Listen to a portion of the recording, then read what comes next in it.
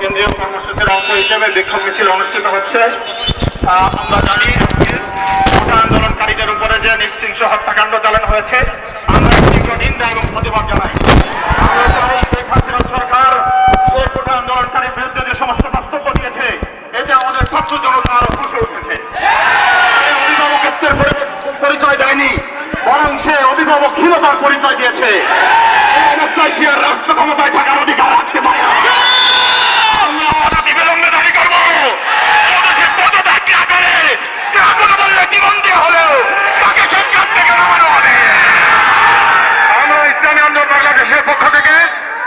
জেলা শাখার পক্ষ থেকে আজকের কর্মসূচি সমাপ্ত ঘোষণা করছি।